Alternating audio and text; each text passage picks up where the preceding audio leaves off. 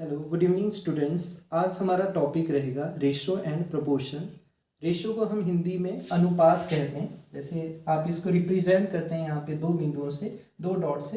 And proportion को हम हिंदी में क्या कहते हैं, समानुपात कहते हैं, और इसको यहाँ पे 4 डॉट से रिप्रेजेंट किया जाता है। तो हम इनकी परिभाषा और इनका अर्थ भी समझेंगे यहाँ पे। जैसे रेशो क्या होता है, अगर आप रेशो की परिभाषा दें तो रेशो आपके पास होता है comparison of two similar quantities. आप एक जैसी क्वांटिटीज की यहाँ पे तुलना करते हैं, तो ये आपने ध्यान में रखना है कि रेशियो क्या होता है, comparison of two similar quantities, ठीक है, हैविंग सेम यूनिट, और साथ में उनके सेम यूनिट होना चाहिए, ये चीज जरूरी है। तो आपने ध्यान देना है कि रेशियो क्या होता है, हम तुलना करते हैं दो एक जैसी चीजों की, और जब उनको सिंपल बनाया जाता है तो आपके पास जो यूनिट होने चाहिए वो एक जैसे होने चाहिए। फॉर एग्जाम्पल, जैसे मैं समझाने के लिए आपको यहाँ पे एक एग्जाम्पल लेता हूँ कि ए का वेट यहाँ पे 20 kg है और बी का वेट यहाँ पे 50 kg है। तो दोनों देखो यहाँ पे एक जैसी क्वांटिटी है, ये भी ए का वेट लिया जा रहा है, यहाँ पे बी का वेट लिया जा रहा है, और दोनों का जो यूनिट है वो भी क्या है, एक जैसा है यहाँ पे। तो एक जैसा यूनिट है तो इनको फिर देखिए यहाँ पे कैंसिल किया जा सकता है। और इसको हम कैसे लिख सकते हैं, देखिए आप इसको फ्रैक्शन की फॉर्म में भी यहाँ पे चेंज कर सकते हैं, a अपॉन बी लिखा जा सकता है, और डायरेक्टली भी कैंसिल कर सकते हैं जैसे आपको अच्छा लगे, ठीक है। तो 20 अपॉन यहाँ पे 50 kg से देखिए kg कैंसिल हो जाएगा, 10 के टेबल में आते हैं तो 10 से जब हमने कैंसिल किया 2:5, या डायरेक्टली आप यहाँ पे कैंसिल करते, इसका जो आंसर आता वो आपके पास 2:5 आता। तो आपने देखा कि यहाँ पे हमने कंपैरिजन किया एक जैसी यहाँ पे क्वांटिटीज की जिनका दोनों का यूनिट एक जैसा था। फॉर एग्जाम्पल ऐसा भी हो सकता था, देखिए जैसे मैं क्या एग्जाम्पल लूँ यहाँ पे, सेकंड एग्जाम्पल लूँ आपके सामने यहाँ पे। तो मैं क्या करता हूँ, मान लीजिए ए का वेट मैं 2 kg ले लेता हूँ, बी का वेट यहाँ पे 500 ग्राम ले लेता हूँ। अब ये दोनों हैं तो वेट के ही यूनिट है दोनों, लेकिन एक को केजी में लिया जा रहा है और दूसरे को ग्राम में लिया गया, तो यूनिट एक जैसे नहीं है। एक जैसे नहीं तो इनको कैसे कन्वर्ट किया जा सकता है, देखिए अगर आप इसको ग्राम में बदलेंगे तो 2 × 1000 हो जाएगा, ये 2000 ग्राम बनेगा और ये 500 ग्राम बनेगा। अब इनके यूनिट एक जैसे हैं, अब आप इनको कैंसिल कर सकते हैं, ग्राम से ग्राम कैंसिल हो जाएगा, 2 0 कैंसिल हो जाएगी, 5 के टेबल में आएगा।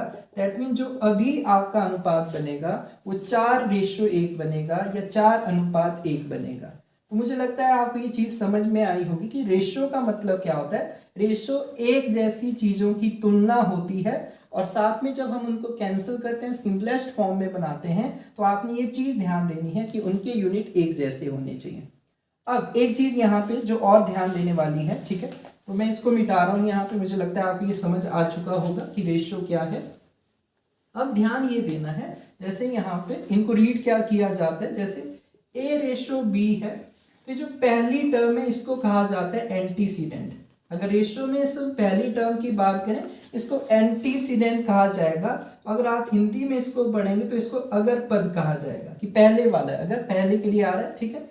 एंड जो बाद वाला है यहाँ पे आपके पास दूसरा जो आ रहा है यहाँ पे, इसको हम कॉन्सिक्वेंट कहते हैं। रेशियो में जो सेकंड टर्म आपके पास आती है उसको कॉन्सिक्वेंट कहा जाता है, और हिंदी में इसको पश्चिम पद कहा जाता है, ठीक है, पश्चिम पद कहा जाता है, कि ये पद बाद में आ रहा है, ये पहले वाला ये बाद वाला, ठीक है। तो मुझे लगता है आप ये चीज क्लियर हुई होगी। और एक चीज का आपने ध्यान देना है, A:B कभी भी B:A के बराबर नहीं होगा, तो ऐसा आपने खास ध्यान रखना है। क्यों, जैसे मैं अगर आपको ये कहूँ कि 4:1, तो और एक रेशियो में लेता हूँ 1:4, तो अगर आप इसको सॉल्व करें 4:1 का मतलब एक्चुअल में क्या रहेगा, 4। अगर आप 1:4 को सॉल्व करें तो 1:4 जब आप सॉल्व करेंगे ये बनेगा 0.25। तो इन चीजों का आपने ध्यान देना है कि रेशियो में आपको क्या मिस्टेक हो सकती है और रेशियो क्या होता है, यहाँ पे ये चीज हमने समझने की यहाँ पे कोशिश की है, ठीक है। तो अब चलिए मैं नेक्स्ट यहाँ पे पॉइंट पे चलता हूँ, ठीक है। नेक्स्ट मैं आपको पॉइंट समझाने की यहाँ पे कोशिश करूंगा प्रोपोर्शन की। देखिए प्रोपोर्शन को हिंदी में क्या कहा जाता है, प्रोपोर्शन को हिंदी में कहा जाता है समानुपात, और इसको रिप्रेजेंट किया जाता है 4 डॉट से। समानुपात का मतलब इक्वल कोई चीज है। देखिए समानुपात यहाँ पे 2 वर्ड से बना है, समान यहाँ पे इक्वल, और ये अनुपात। तो प्रोपोर्शन जब भी आता है ये बात करता है इक्वलिटी ऑफ टू रेशियोज की। ये बात आपने ध्यान में रखनी है कि जब भी प्रोपोर्शन आएगा ये किस चीज की बात करेगा, प्रोपोर्शन हमेशा रिप्रेजेंट करता है इक्वलिटी ऑफ टू रेशियोज। कि जब दो रेशो आपस में बराबर होंगे, उन्हीं दो रेशो के बीच में यहाँ पे प्रोपोर्शन साइन आएगा। जैसे फॉर एग्जांपल किस तरह से आपको ये मिलेगा, A/B और ये इस तरह से बीच में प्रोपोर्शन आ गया और C/D यहाँ पे। तो ये क्या बता रहा है यहाँ पे कि एक रेशो आपके पास A/B है, दूसरा रेशो आपके पास देखिए लेफ्ट हैंड साइड का रेशो है, राइट हैंड साइड का रेशो। अगर मैं आपको कहूँ ये लेफ्ट हैंड साइड का रेशो हो गया, बाईं साइड का अनुपात हो गया, और ये राइट हैंड साइड का रेशो हो गया। तो ये कहता है कि अगर ये दोनों रेशो सिंपल करने पे एक जैसे आ गए, अगर एक जैसे आएंगे तभी बीच में आपके पास प्रोपोर्शन आएगा।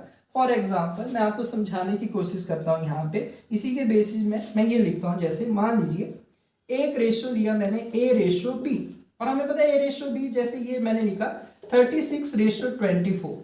तो मुझे जैसे इजी लगे मैं डायरेक्टली भी कैंसिल कर सकता हूँ। मैं समझाने के लिए इसको थोड़ा सा और फ्रैक्शन की फॉर्मेट में बना रहा हूँ। फ्रैक्शन में आपको पता है इसको अंश कहा जाता है, फ्रैक्शन को हिंदी में भिन्न कहते हैं, इसको अंश कहा जाएगा, इसको हर, ये न्यूमरेटर और ये डिनोमिनेटर। और हमने रेशियो में क्या पढ़ा, एंटीसीडेंट अगर पद और ये आपका कॉन्सिक्वेंट पश्चिम पद, बाद वाला पद, ठीक है। तो जैसे ये 36/24 है, तो रेशियो में जो हाईएस्ट कॉमन फैक्टर होता है वो कैंसिल किया जाएगा।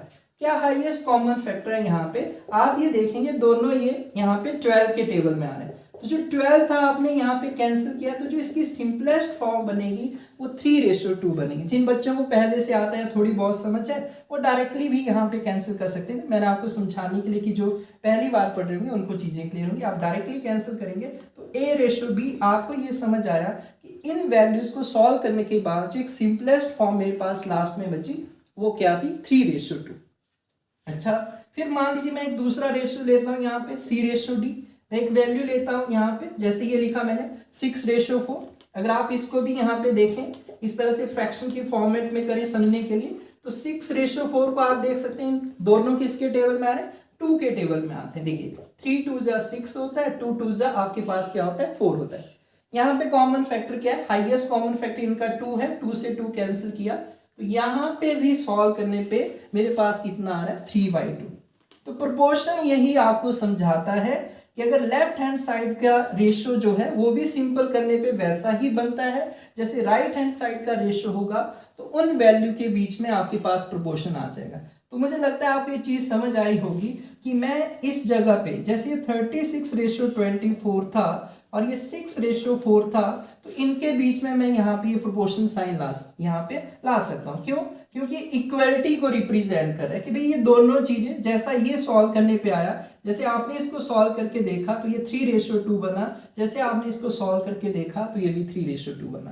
तो मुझे लगता है ये पॉइंट आपको क्लियर हुआ होगा कि प्रोपोर्शन कब आएगा। अब वही कहे सर कि ऐसा हो जाए यहाँ पे 3/2 आ जाए और यहाँ पे कुछ 3 यहाँ पे आपके पास मान लीजिए 1 आ गया, तो नहीं, ये इक्वल नहीं होंगे। ये तभी इक्वल होगा जब 3/2 या 3/2 कुछ इस तरह का आपको स्ट्रक्चर मिलेगा कि दोनों साइड के जो रेशियो है सिंपल फॉर्म में कन्वर्ट करने के बाद एक जैसे होने चाहिए, तभी बीच में प्रोपोर्शन आएगा। तो मुझे लगता है ये पॉइंट आपको क्लियर हुआ होगा कि रेशियो क्या है। रेशियो है कंपेरिजन ऑफ 2 सिमिलर क्वांटिटीज, और जब हम उनको कंपेयर करते हैं तो यूनिट एक जैसे होने चाहिए। प्रोपोर्शन क्या रिप्रेजेंट करता है, इक्वलिटी ऑफ 2 रेशियोज। जो लेफ्ट हैंड साइड का रेशियो है वो राइट हैंड साइड के रेशियो के बराबर होना चाहिए जब आप उनको सिंपलेस्ट फ्रैक्शन में या सिंपलेस्ट फॉर्म में यहाँ पे कन्वर्ट करते हैं। अच्छा, तो यहाँ पे एक और फॉर्मूला बनता है जो मैं अब आपको समझाने की कोशिश करूंगा। ये जो मैंने आपको लिखा था कि प्रोपोर्शन तभी आ सकता है कि जब दोनों साइड के रेशियो बराबर होंगे। तो ये हमने रेशियो लिखे थे और मैंने आपको ये समझाया था कि ये इस तरह से भी लिखा जा सकता है फ्रैक्शन की फॉर्मेट में, A/B। प्रोपोर्शन का मतलब क्या होता है, इक्वलिटी। तो हमने इक्वलिटी यहाँ पे लगा दिया और ये आपके पास यहाँ पे C/D आ गया। अब ध्यान दीजिए एक चीज यहाँ पे समझने वाली है। देखिए बिल्कुल बाहर की टर्म है, A और D बिल्कुल बाहर की टर्म है। जैसे आप ये देखें तो जो बाहर की टर्म में है A और D, इनको कहा जाता है एक्सट्रीम टर्म्स। बाहर की ये वैल्यूज हैं, एक्सट्रीम टर्म्स कहा जाएगा। ये B और C हैं, बिल्कुल बीच में आती है, तो इनको मिडल टर्म्स कहा जाता है। मिडल टर्म्स, या इनके लिए हम वर्ड यूज करते हैं मीन टर्म्स। बीच में आ रहे हैं B और C। तो आप देखिए, आपने ये बचपन में पढ़ा होगा कि जब भी फ्रैक्शन आती है यहाँ पे, तो हम यहाँ पे क्रॉस मल्टीप्लाई कर सकते हैं, वज्र गुना कर सकते हैं, जिसमें हम ये बोलते हैं कि फर्स्ट की फोर्थ से, पहले की चौथे से गुना होती है और दूसरे की तीसरे से। सेकंड की थर्ड से मल्टीप्लाई होती है। तो आप एक चीज नजर आ रही होगी, जब आप ये मल्टीप्लाई करेंगे आपके पास यहाँ पे क्या आ जाएगा, a into D is equal to यहाँ पे क्या बनेगा, b इंटू सी। तो ये चीज हमें क्या समझ आ रही है यहाँ पे कि a और d, आपको देखो मैंने क्या बताया था कि a और d बिल्कुल बाहर की टर्म है, b और c यहाँ पे बिल्कुल मिडल की टर्म है। तो एक आपका फॉर्मूला बन जाता है यहाँ पे प्रोडक्ट ऑफ, ये ध्यान देना आपने, प्रोडक्ट ऑफ a और d क्या है, एक्सट्रीम टर्म्स, बाहर वाली टर्म है, पहले और चौथे की गुना हो जाती है और वो किसके बराबर बनता है, प्रोडक्ट ऑफ यहाँ पे middle terms, product of middle terms. तो ये प्रोपोर्शन और रेशियो का यूज करके एक फॉर्मूला बनता है। तो इनके ऊपर आपसे क्वेश्चन पूछा जा सकता है। इसमें आपने ध्यान देना है कि जो बाहर वाली टर्म्स है अगर हम उनकी गुना करेंगे तो बराबर बनेगी किसके बराबर, यहाँ पे अंदर वाली टर्म के। जैसे आप यहाँ से चेक कर सकते हैं बाहर वाली टर्म्स कौन सी है, यहाँ पे 36 और 4, देखिए ये ऐसे बनता 36/24 और ये 6/4, क्रॉस मल्टीप्लाई कीजिए यहाँ पे, देखिए क्या बना है यहाँ पे 36 गुना 4, 36 इंटू 4, 24 इंटू 6। और अगर आपको ये टेबल आता है, आपने पढ़ा होगा, तो ये मल्टीप्लाई करने पे दोनों ही आपको 144 नजर आएंगे। तो मुझे लगता है आपको रेशियो एंड प्रोपोर्शन का कंसेप्ट क्लियर हुआ होगा। बाह्य टर्म कौन सी हैं, एक्सट्रीम टर्म कौन सी है वो क्लियर होगा, मिडल टर्म कौन सी है वो आपको क्लियर होगा। तो चलिए अब हम यहाँ पे नेक्स्ट कंसेप्ट की तरफ देखते हैं कि कैसे यहाँ पे क्वेश्चन आपसे पूछे जाएंगे। ठीक,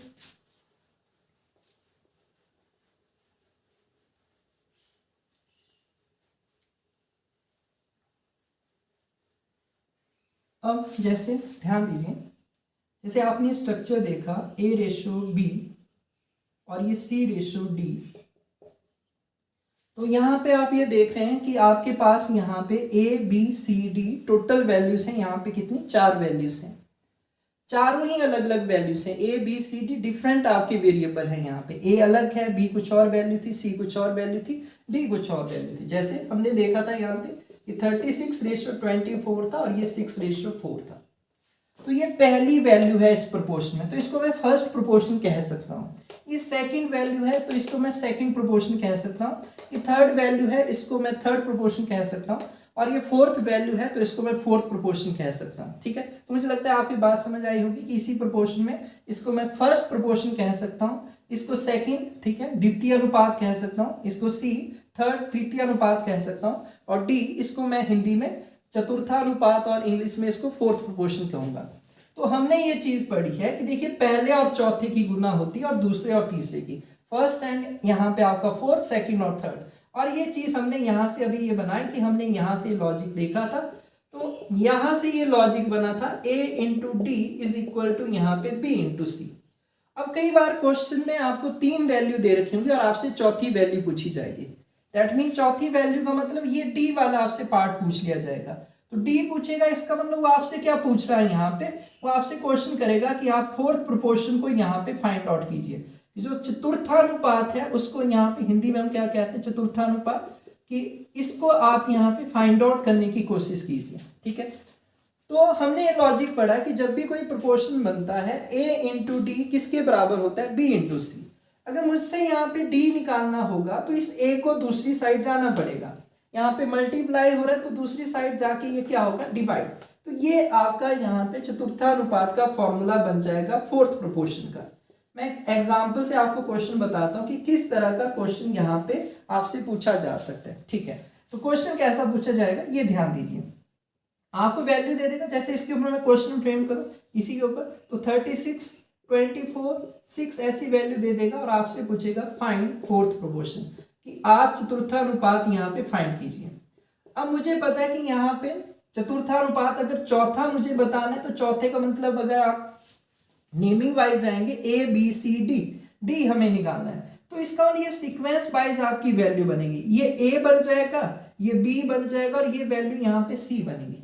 अगर आपको फॉर्मूला आता है तो आप सीधा सीधा यहाँ पे निकाल सकते हैं कि मुझे डी की वैल्यू निकालनी है, तो बी और सी की गुना हो जाएगी, तो क्या होगा 24 गुना 6 होगा और ए से डिवाइड हो जाएगा। ए आपको पता है कितना है यहाँ पे 36, ये आपने कैंसिल किया, यहाँ पे 6 आ गया और ये आपने 6 से कैंसिल किया, आपका आंसर क्या बन गया 4। तो मुझे लगता है आपकी लॉजिक क्लियर हुआ होगा कि अगर आपसे फोर्थ प्रोपोर्शन पूछा जाएगा तो आप किस तरह से इसको फाइंड करेंगे। हाँ, कोई अगर आपको स्ट्रक्चर बनाने के लिए कहेगा तो आप यहां से समझ सकते थे स्ट्रक्चर कैसे बनेगा। ये ए है, फिर b आएगा यहाँ पे 36 रेशियो क्या आ जाता है 24, दो वैल्यूज के बाद, क्योंकि पहला रेशियो कंप्लीट हो चुका है, उसके बाद आपके पास क्या आना था यहाँ पे प्रोपोर्शन आएगा आपके पास यहाँ पे, तो आपको ये 6 और आप यहाँ से अगर आपको फॉर्मूला भी नहीं याद रहेगा तब भी आप इस तरह से इस चीज को फाइंड कर सकते हैं कि हमें d निकालना है, यहाँ पे फोर्थ प्रोपोर्शन करना है, चौथे नंबर का हमें फाइंड करना है। तो आपको पता था कि जैसे ऐसे भी लिख सकते हैं इसको 36/24 और 6/d, तो आपको ये पता था कि देखिए इन दो की गुना होगी और इनकी आपस में होगी और इनका प्रोडक्ट बराबर होगा,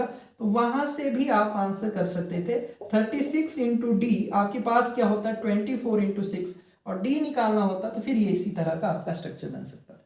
तो मुझे लगता है ये आपको पॉइंट क्लियर हुआ होगा कि जब आपसे फोर्थ प्रोपोर्शन पूछा जाएगा आप किस तरह से फाइंड आउट करेंगे। फोर्थ प्रोपोर्शन पूछा जाएगा तो आपको गिवन क्या होगा, इस तरह की तीन वैल्यूज दे रखी होंगी, तो आप सीक्वेंस वाइज उनको कहेंगे, एक ए होगा, दूसरा बी होगा, तीसरा सी होगा। हिंदी में हम इसको चतुर्थानुपात कहेंगे। तो ये मुझे लगता है आपको पॉइंट क्लियर हुआ होगा।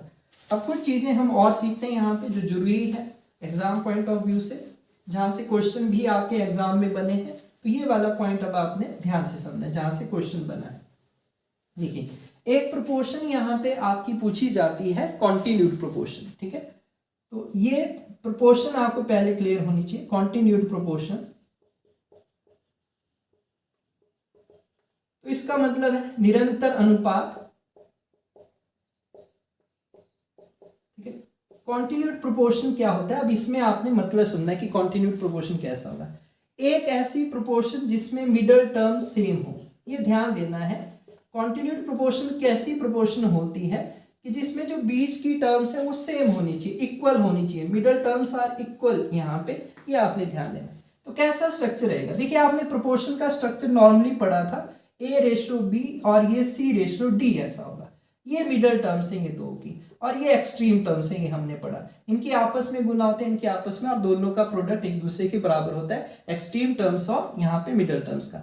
लेकिन अभी ये क्या कहने जा रहा है कि कॉन्टिन्यूड प्रोपोर्शन या निरंतर जो अनुपात होता है एक ऐसी प्रोपोर्शन होती है जहां पे बीच की टर्म्स सेम हो जाती है। मतलब जितना ये है, अगर ये 5 होगा तो इधर भी कितना आएगा 5 आएगा, ये 10 होगा तो इधर भी क्या आएगा 10 आएगा, इस तरह का स्ट्रक्चर रहेगा। तो मुझे लगता है आपको ये चीज क्लियर हुई होगी कि मिडल आपका जहां पे मिडल टर्म सेम होगी वो प्रोपोर्शन आपकी कैसे कहलाएगी, कॉन्टिन्यूड प्रोपोर्शन।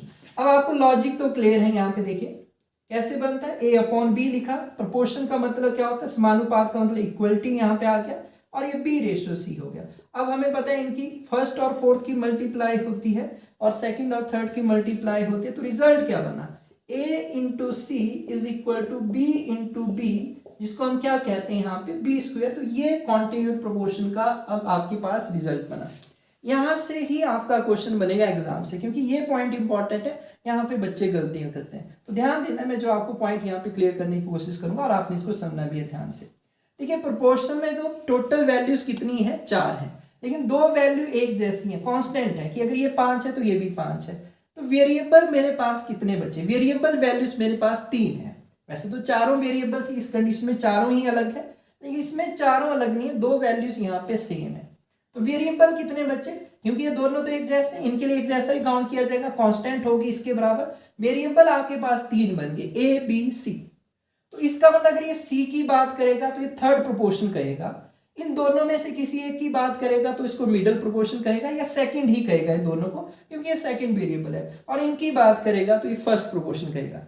लेकिन एग्जाम में कभी भी आपसे फर्स्ट प्रोपोर्शन नहीं पूछा जाता। फर्स्ट पूछेगा यहाँ से तो आपको पता है एक ही बात करेगा, फर्स्ट पूछेगा यहाँ से तो एक ही बात करेगा, सेकंड पूछेगा तो यहाँ पे B, थर्ड पूछेगा तो यहाँ पे C, और फोर्थ पूछेगा तो D। लेकिन यहाँ से क्या पूछा जाएगा, फोर्थ ही।